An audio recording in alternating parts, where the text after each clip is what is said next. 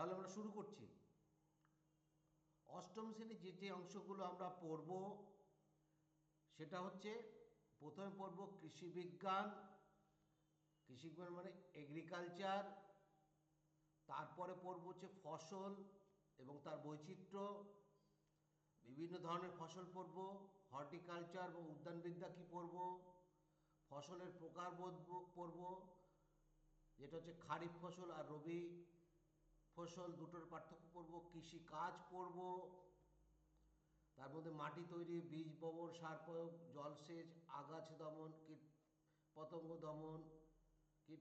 দমন, ফসল তোলা, ফসল সঞ্চয় পড়ব।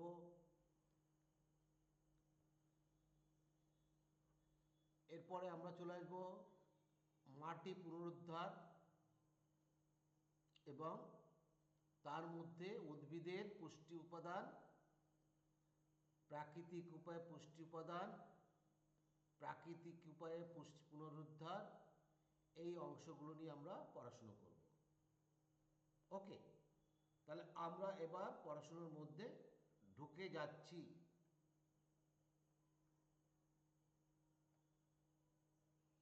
প্রথম যে প্রশ্নটা সেটা কি, কৃষি বিজ্ঞান কাকে বলে, যার ইংরেজি নাম এগ্রিকালচার।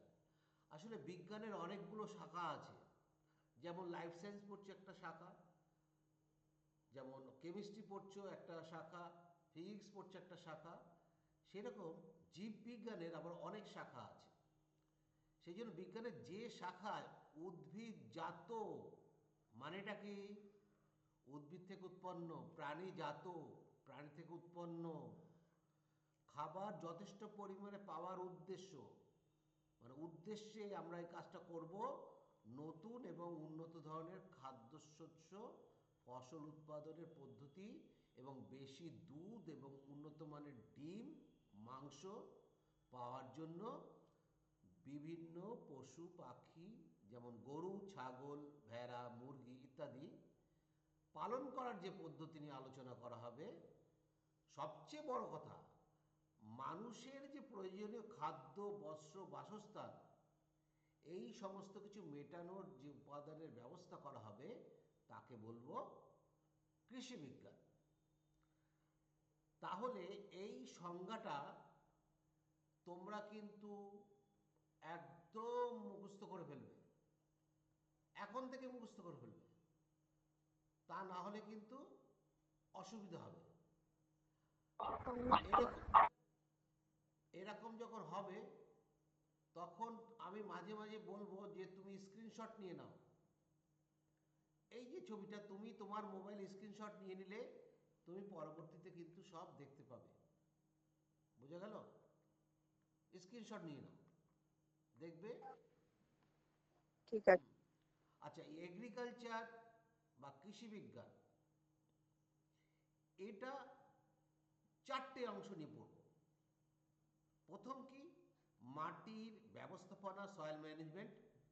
তারপরে পড়ব ফসল উৎপাদন বা ক্রপ প্রোডাকশন, কিভাবে ফসল উৎপন্ন হয় এই বিস্তারিত জানব। তারপর হচ্ছে উদ্ভিদ বিজ্ঞান পড়ব বা হর্টিকালচার। তারপরে পশুপালন। অনেক বড় চ্যাপ্টার, আমরা অল্প অল্প করে সমস্ত অংশগুলি দেখা শুরু করব। ফসল কাকে বলছি আমরা? আজকে বলছি আজকে লাস্ট ক্লাস। ফসল কাকে বলছি? ফসল আমরা তাই সেইগুলোকেই বলছি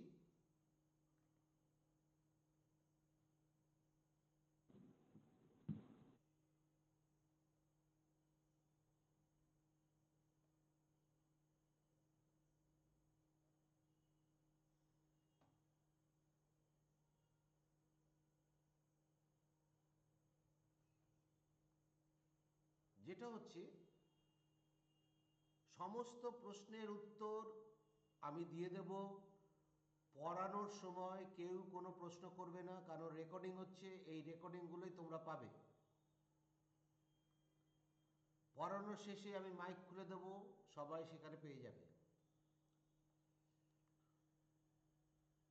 ক্রপ বা ফসল, যাকে তাকে তো ফসল বলতে পারি না।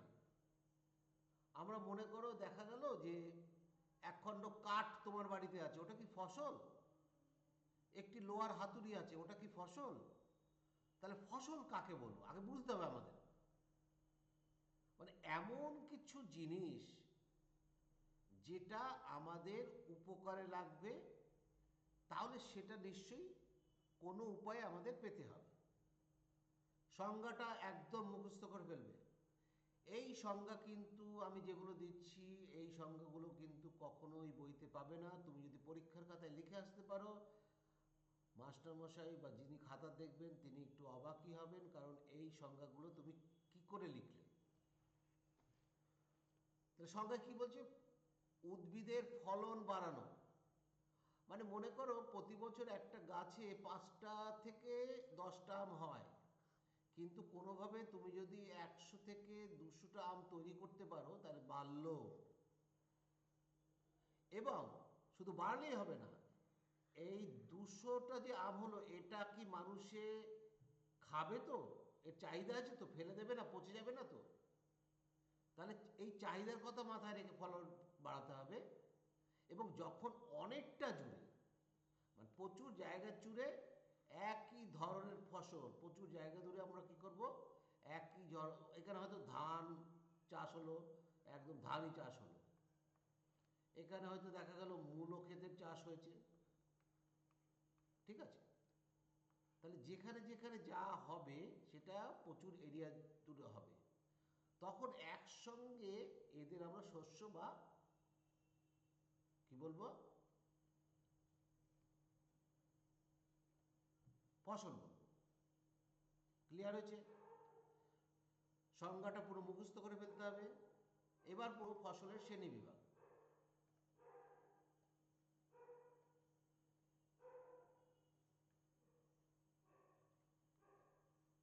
প্রধান ফসলগুলো যেগুলো আছে সেইগুলো আমাদের শ্রেণীবিভাগ করতে হবে। তাকে আমরা তোমাদের বইতে লেখা আছে দেখো, ফসলের বৈচিত্র্য। ফসল বিভিন্ন ধরনের হতে পারে। নিচের তালিকায় বিভিন্ন ধরনের ফসলের কথা বলা হলো। তোমার জানা আরো কিছু ফসলের নাম যদি থাকে জানা, তুমি সেটা লিখতে পারো। অলরেডি আমি লিখে দিয়েছি এখানে। প্রথমে যেটা আসছে, তন্ডুল জাতীয় ফসল। তন্ডুল মানে কি অনেকের ধারণা নেই। আসলে ধান, গম, তারপর তোমার এরকম কভার করা থাকে, যেমন জোয়ার, বাজরা, বিভিন্ন ভুট্টা, এদের খোসা ছাড়ালে ভেতরে একটা অসিদ্ধ, সেদ্ধ করা নয়, এমন একটা কাঁচা অংশ পাওয়া যায়। যে সমস্ত ফসলে এই রকম গুণ আছে তাকে বলবো তন্ডুল জাতীয় ফসল। ক্লিয়ার হলো? সেটা হচ্ছে ধান, গম, এক্সট্রা হচ্ছে জোয়ার, বাজরা, ভুট্টা। তন্তু মানে আঁশ, তন্তু মানে আঁশ। যে সমস্ত ফসল থেকে তন্তু পাওয়া যায়, উদাহরণ কি? তুলো, পাট, মেস্তা পাট, শন গাছ, শন গাছের পাট ইত্যাদি। তারপর হচ্ছে ডাল, ইংরেজি বলা হচ্ছে সেরাল, মানে যেগুলোতে নাইট্রোজেন সমৃদ্ধ অংশ পাওয়া যায়, যেমন ছোলা, মটর, বিন, মুগ ডাল, মসুর। তৈলবীজ পাওয়া যায় এমন মশলা যার থেকে তেল বার করা যেতে পারে। এগুলো প্রত্যেকটাই কিন্তু আমাদের প্রয়োজন, ফসলের সঙ্গে পড়েছি। তো এটা হচ্ছে কি, সর্ষে, সূর্যমুখী, বাদাম, তিল, তিসি। কন্দ জাতীয় মানে মানে মাটির তলায় মূল অংশ বা কাণ্ড অংশ যদি খাবার সংগ্রহ করে, মেনলি স্টার্চ বা শ্বেতসার জাতীয় খাদ্য সঞ্চিত করে রাখে, তখন তাকে বলি আমরা কন্দ। যেমন আলু কিন্তু কাণ্ডের পরিবর্তিত রূপ, কিন্তু মিষ্টি আলু সেটা কিন্তু মূলের পরিবর্তিত রূপ। আদা যেমন কাণ্ড, সরি, কাণ্ড আর মূলের পরিবর্তিত রূপ কি করে বুঝবে? এটা বড় পাওনা। কাণ্ডের পরিবর্তিতে পর্ব এবং পর্ব মধ্য, মানে এরকম যদি হয় তার মধ্যে পর্ব, এই পর্ব তার মাঝখানে পর্ব মধ্য থাকবে। তো এর উদাহরণ কি? গোল আলু, মিষ্টি আলু, আদা, ওল, কচু, গাজর। এরপরে যে প্রধান ফসলের মধ্যে চিনি পাওয়া যায়, সেগুলো কীরকম, মানে রস থেকে জাল দিয়ে চিনি পাওয়া যায়, যেমন হচ্ছে আখ, সুগার বিট, স্টিভিয়া, সারগম ইত্যাদি। বাগানে চাষ করা হয় এমন ফসল, সেটা কি? খানিকটা অংশ নিই, যেমন চা পাতা চাষ করা, চা পাতা আমরা খাই, চা, কফি, রাবার, আঙুর, পিচফল। এখানে যে উদাহরণগুলো দেওয়া আছে তোমার বইতে সব দেওয়া নেই, আমি এক্সট্রা দিয়ে রেখেছি, যদি আসে পরীক্ষায় তুমি এগুলো লিখতে পারো। ওষুধ পাওয়া যায়, এমন কিছু কিছু উদ্ভিদ আছে যার কাছ থেকে ওষুধ পাই, এবং সেই ওষুধগুলো আমাদের অনেক উপকারে লাগে, বিভিন্ন রকম উপকারে লাগে। যখন আমাদের রোগ হয় তখন আমরা এই সমস্ত ওষুধগুলো আমরা খাই।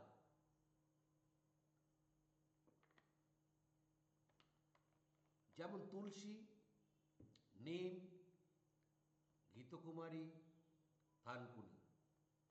তাহলে এইগুলো প্রত্যেকটাই কিন্তু তোমার ওষুধ পাওয়া যায়। মশলা পাওয়া যায়, রান্না করার সময় যে আমাদের মায়েরা মশলা ব্যবহার করে, যেমন গোলমরিচ, আদা, দারুচিনি, লবঙ্গ, এইগুলো পাওয়া যায়। তাহলে এগুলো হচ্ছে প্রধান ফসল, তার শ্রেণীবিভাগ। কিন্তু উদ্ভিদ বিজ্ঞানে আবার কিছু শ্রেণীবিভাগ আছে, যেটাকে বলা হয় হর্টিকালচার। উদ্ভিদ বিজ্ঞানের ইংরেজি নাম কি? হর্টিকালচার। এখানে কি হয়, কৃষি বিজ্ঞানের কিন্তু এটা আরেকটা শাখা, মানে এগ্রিকালচারের আরেকটা নতুন শাখা, যাকে আমরা উদ্ভিদ বিজ্ঞান বলি। এর মধ্যে কি হয়, ফল সবজি চাষ হয়, সেগুলো নিয়ে আলোচনা করা হয়, সেগুলোর উন্নতি কিভাবে করা যায় সেগুলো নিয়ে সমস্ত বিস্তারিত তথ্য লিখে রাখা হয়, সেগুলো আমরা এখানে দেখব। যেমন সবজি, তার মধ্যে টমেটো, বাঁধাকপি, ফুলকপি, লাউ, ঢ্যাঁড়স, ঝিঙে, পটল। ফল, যে সমস্ত ফল আমরা খাই, যেমন কলা, আঙুর, আম, আপেল, লিচু, তরমুজ, কমলা, পেঁপে ইত্যাদি। আলংকরিক ফসল, যেমন ঘর সাজাতে, বাগান সাজাতে যে সমস্ত গাছ ব্যবহার করি সেইগুলোর কথা বলছি, যেমন ক্যাকটাস, বোগেনভেলিয়া, মানি প্ল্যান্ট, ক্যালডিয়াম, এগুলো। ফুল, বিভিন্ন রকমের ফুল, গোলাপ, জুঁই, জবা, গাঁদা, ডালিয়া, চন্দ্রমল্লিকা, বেল ইত্যাদি। এরকম কিন্তু আমরা পাবো। নেক্সট হচ্ছে আমরা পড়ব ফসলের প্রকারভেদ। ফসলের যে প্রকারভেদ, সেটা আমরা মূলত কি জানি না, খারিফ ফসল আর হচ্ছে রবি ফসল। কারণ কি জানো তো, আমাদের দেশ তো বটে, পৃথিবীরও বিভিন্ন জায়গায় সেখানকার তাপমাত্রা, আর্দ্রতা, বৃষ্টিপাত, তারপরে ফসল তৈরি হওয়ার যে উপযোগী পরিবেশ, সব জায়গায় কিন্তু সমান নয়। কারণ ঋতু পরিবর্তন হয়, যার ফলে এরকম ঘটনা ঘটে। তাহলে ঋতুর উপর নির্ভর করে ফসল হচ্ছে দু প্রকার, একটা হচ্ছে খারিফ ফসল আর একটা হচ্ছে রবি ফসল। এটা ভালো করে বুঝে নাও কি ব্যাপারটা। বর্ষার শুরুতে জুন জুলাই মাসে এর চাষ শুরু হবে, আর বর্ষার শেষে সেপ্টেম্বর অক্টোবর মাসে ফসল তোলা হবে। এই খারিফ ফসলের জন্য অবশ্যই দক্ষিণ পশ্চিম মৌসুমী বায়ু প্রয়োজন, এছাড়া কিন্তু এই ফসল হবে না। আর রবি ফসল মানে শীতকালীন ফসল, অক্টোবর নভেম্বর মাসে চাষ করা শুরু করি, আর মার্চ এপ্রিল মাসে আমরা ফসল তুলি। এখানে কিন্তু বর্ষার প্রয়োজন নেই। পার্থক্যটাও কিন্তু বলে দিলাম, এখানে সংজ্ঞাও বলেছি, পার্থক্যও বলেছি। তাহলে চাষ শুরু কখন, দেখো নিচে ডায়াগ্রাম করে দেওয়া আছে। তোমরা একটা কাজ করবে, যখনই স্লাইড আসবে সঙ্গে সঙ্গে তোমরা স্ক্রিনশট নিয়ে নেবে। খারিফ ফসলের উদাহরণ কি, যেটা মৌসুমী বায়ুর দরকার হয়, ধান, ভুট্টা, তুলা, চিনেবাদাম, সয়াবিন। আর রবি ফসল বা শীতকালে গম, বার্লি, ছোলা, মটর, সর্ষে। তাহলে এইগুলো কিন্তু আমাদের মনে রাখতেই হবে, খারিফ ফসল আর রবি ফসল দুটো। ঋতু অনুসারে ফসলের যে দুটো শ্রেণী, তার তো সংজ্ঞা আমাদের জানতে হবে রে বাবা। পরীক্ষায় তো লিখে আসতে হবে, ছবি দেখলেই তো শুধু হবে না। এই ছবিগুলো কেন দেওয়া, আমি প্রথমেই বলেছি তোমার ব্রেন কিন্তু অত পড়া ঠড়া বোঝে না, দুটো জিনিস বোঝে, ছবি আর মুভি। কারণ এমন কিছু ঘটনা তোমার লাইফে আছে, তা তুমি কখনোই ভুলতে পারো না, সেই ছবি তোমার মনে এখনো গেঁথে আছে। এখানে সেই জন্য ছবিটা আগে বুঝে নিলে আমাদের কি সুবিধা হয়, পরবর্তী আমরা বুঝেও লিখতে পারি। তাহলে যে সকল ফসল সাধারণত বর্ষার শুরুতে মানে জুন জুলাই মাসে বপন মানে বোনা হয়, বর্ষার শেষে সেপ্টেম্বর অক্টোবর মাসে সংগ্রহ করা হয়, এবং যাদের উৎপাদন দক্ষিণ পশ্চিম মৌসুমী বায়ুর উপর নির্ভরশীল তাদের বলা হয়। উদাহরণ তো বলেই দিয়েছি। আর রবি ফসল শীতের শুরুতে বোনা হবে আর মার্চ এপ্রিলে সংগ্রহ করা হবে, বর্ষার উপর নির্ভরশীল নয়। উদাহরণ তো তোমরা জেনেই গেছো। 5 নম্বর পয়েন্টে চলে এসেছি আমরা। ফসল কিভাবে তৈরি হয়, মানে কৃষিকাজ ছাড়া তো সম্ভব না। উৎপাদনের কতগুলো ধাপ আছে, তোমার বইতে যেগুলো আছে সেইগুলোই এখানে, শুধু আমি কি যোগ করেছি, ছবিগুলো যোগ করি যাতে তুমি মনে রাখবে, ভালোভাবে মনে থাকবে তোমার। ফসল উৎপাদনের জন্য একজন কৃষক কি করে জানো, 4টে কাজ করে। এর জন্য 4টে কাজ করে। একটা হচ্ছে কি, চাষের জমি তৈরি করা, নাঙ্গল দিয়ে তৈরি করতে পারে। দ্বিতীয়টা কি, বীজ বপন করা মানে বীজ বোনা। তৃতীয়টা কি, সার প্রয়োগ। তাহলে প্রথম একটা, দ্বিতীয় একটা এবং এই তৃতীয়টা সার প্রয়োগ। তারপরে কি, শুধু সার দিলেই হবে না, জলসেচ দিতে হবে। যে কোনো উদ্ভিদের বেঁচে থাকার জন্য কি কি প্রয়োজন, বায়ু, আবহাওয়া আর কি, জল এবং খনিজ। তার মানে মৃত্তিকা ছাড়াও কিন্তু বিভিন্ন ফসল তৈরি করা যায়। শুনে একটু অবাক লাগছে, পরে বলে দেব। পরবর্তী কাজ কি, আগাছা হবে, সেই আগাছাকে তুলে ফেলতে হবে। বিভিন্ন রকমের কীটপতঙ্গ আসবে, তাদের বাঁচানোর জন্য বিভিন্ন রকমের স্প্রে করতে হবে। ফসলকে আমাদের তুলে ফেলতে হবে এবং তারপরে ফসল আবার সঞ্চয়ও করতে হবে।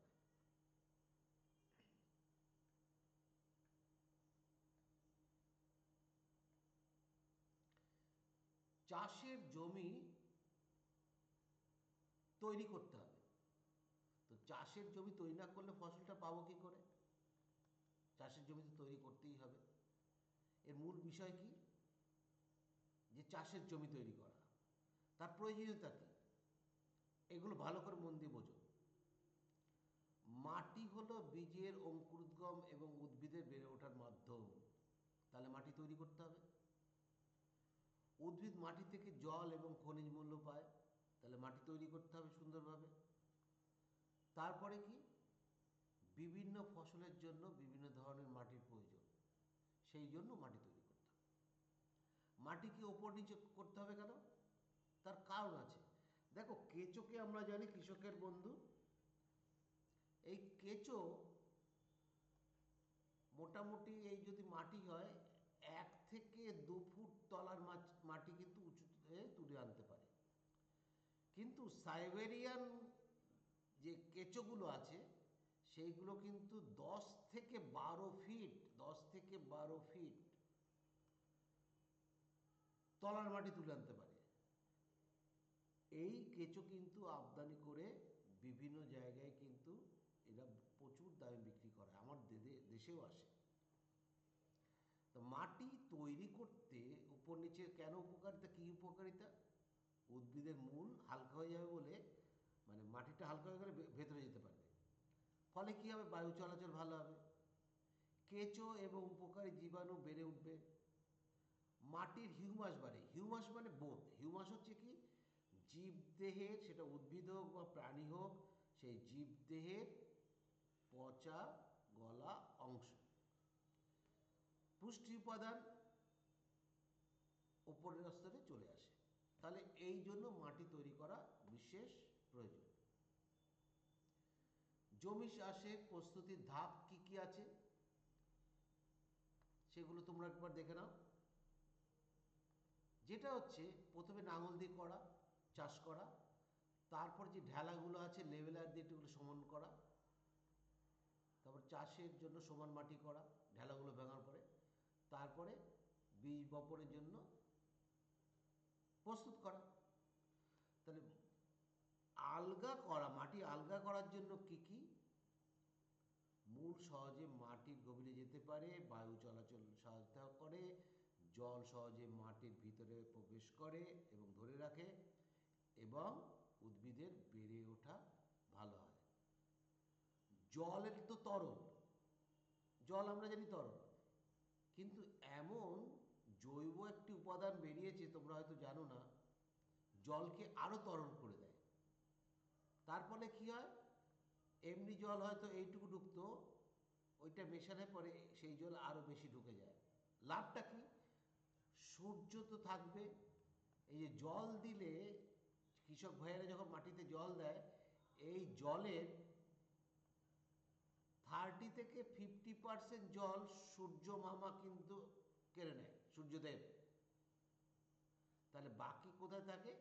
মানে 50% মাটির ভেতরে যায়। তাহলে কোনো উপায়ে যদি 100% মাটির তলায় ঢুকিয়ে দিতে পারি, তাহলে কিন্তু অনেক লাভ।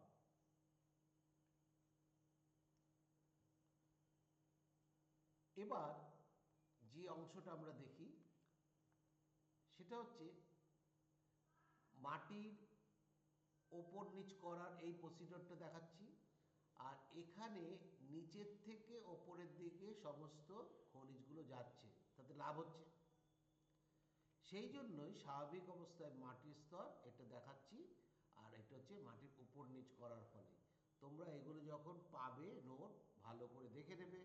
খুব সোজা, এই চ্যাপ্টারটা সত্যিই খুব সোজা।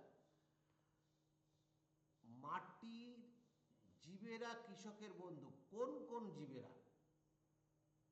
কেঁচো কৃষকের বন্ধু, কারণ নিচের মাটি তলায় আনে, তলার মাটি ওপরে আনে।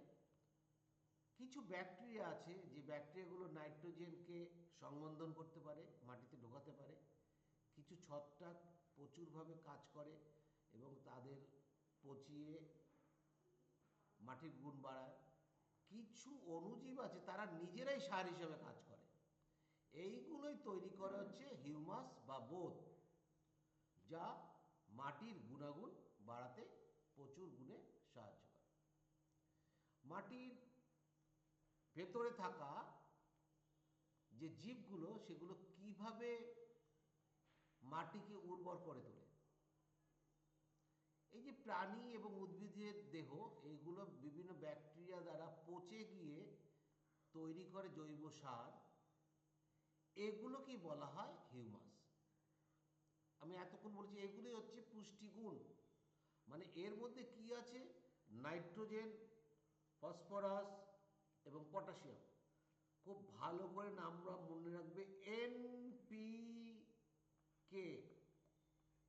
NPK। এটা, এই তিনটে মৌল খুব প্রয়োজন। সেই জন্য সার তৈরিতে এই অংশগুলো অবশ্যই ব্যবহার করা হয়।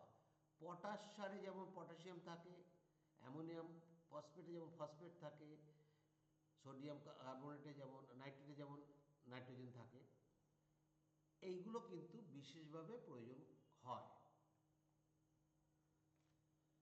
এই যে আমরা ভূমিকর্ষণ করলাম, এই ভূমিকর্ষণটা কাকে বলে সেটা কি আমরা একভাবে দেখে বুঝতে পেরেছি?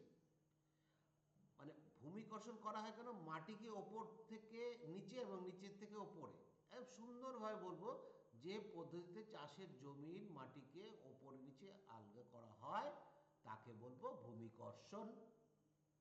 এর জন্য বিভিন্ন যন্ত্রপাতির প্রয়োজন হয়।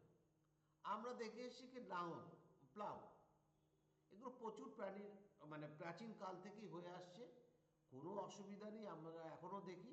তবে এর জায়গায় কিন্তু ট্র্যাক্টর চলে এসছে। এটা হচ্ছে দেশি লাঙল, এই জায়গাটা হচ্ছে দেশি লাঙলটাকে দেখাচ্ছে। আবার লোহার লাঙলও পাওয়া যায়, এইগুলো কিন্তু তোমরা একটু দেখে রাখবে। এখানে এমন কিছু আহামরি পড়ার নেই, তোমাদের সঙ্গে সম্পূর্ণভাবে পরিচিত। যদি কোনো প্রশ্ন হয় সেখানে উত্তর দিতে না পারো, আমি তো প্রশ্ন দিয়েই দেব, না পারলে উত্তরও দিয়ে দেবো। লাঙল দেখতে কেমন? এরকম দেখতে। তাহলে এটা তোমার বইয়ের চিত্র, হাতল আর ফলক দেওয়া আছে। এছাড়াও কিন্তু অনেকগুলো অংশ আছে, যে এটা জোয়াল, মানে জোয়ার কি গরুর কাঁধে এই জায়গাটা বাঁধা হয়, এটা লাঙলের ফলা, আর এই জায়গাটা হাত দিয়ে ধরা হয়। অনেক জায়গায় এটা দেখতে এইরকম হয় হাতটা। ঠিক আছে, লাঙলের চিত্রটা আমরা দেখে নিলাম। নিড়ানি, আমরা নিড়ানি সাধারণত কোদালকে অনেক জায়গায় নিড়ানি বলা হয়, কিন্তু কোদাল আর নিড়ানি এক নয়। এটাকে কোদালের মতন দেখতে, কিন্তু নিড়ানি হিসেবে বলা হচ্ছে। নিড়ানি মূলত আমি একটু এঁকে দেখিয়ে দিই, এইরকম টাইপের হয়।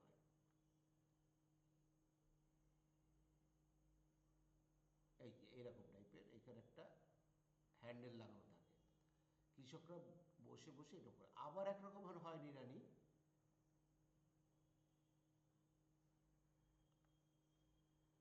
এইরকম টাইপের নিড়ানি হয়।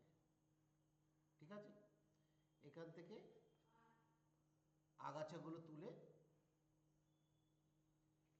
আগাছা পরিষ্কার করা হয়। তাহলে নিড়ানির সাহায্যে জমি থেকে কি করা হয়, আগাছা তুলে যেমন পরিষ্কার করা হয়, তেমনি মাটি খুঁচিয়েও কিন্তু মাটিকে আলগা করা যায়। নেক্সট হচ্ছে কর্কশ, মানে যে চাষ করে কাল্টিভেটার, সেগুলো এখন এসে গেছে কিসে না, ট্র্যাক্টর আর হচ্ছে পাওয়ার টিলার। এগুলো সম্বন্ধে গ্রামের ছেলেমেয়েরা ওয়াকিবহাল, খুব প্রকৃত শহরের ছেলেমেয়েরা এই সম্বন্ধে জানে না, সেই জন্যই এই চ্যাপ্টারগুলো রাখা হয়েছে তাদের জন্য। বর্তমানে বড় বড় চাষের জমি কর্ষণ করতে, মানে চাষ করতে বা খনন করতে, মাটিকে এদিক ওদিক করার জন্য ট্র্যাক্টরের সাহায্য নেয়। এবং ট্র্যাক্টরের পেছনে কর্ষকের সাহায্যে খুব অল্প সময়ে, এই যে এই অংশটা কর্ষক। ছোট জমি ফুলের বাগানে পাওয়ার টিলার ইউজ করা হয়, পাওয়ার টিলার ছোট জমি এবং ফুলের বাগানে ইউজ করা হয়। তারপর হচ্ছে লেভেলার।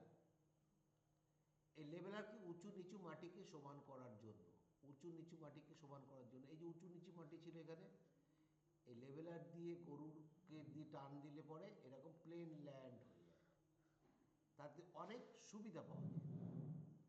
তাহলে যন্ত্রপাতির কি কি ব্যবহার, জমি চাষ করতে লাঙল, মাটি আলগা করতে নিড়ানিও ব্যবহার করা হয়, আগাছা তুলে ফেলতে নিড়ানি, সার দেওয়া হয়, জমি সমান করা হয়, বিভিন্ন উপায়ে আমরা জমি প্রস্তুত করি।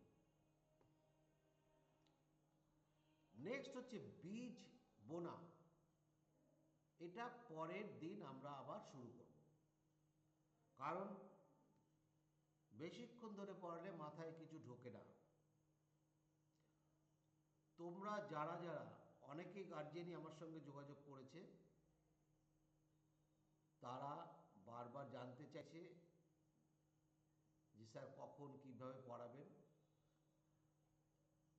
এভাবে কি মাধ্যমিক পড়াবেন। আমি সেগুলো আস্তে আস্তে সব বলে দেবো, তোমরা নিশ্চিন্তে পড়ো, 2-4টে পরীক্ষা দাও, তোমাদের সমস্ত প্রশ্নের উত্তর আমি আস্তে আস্তে দিয়ে দেবো।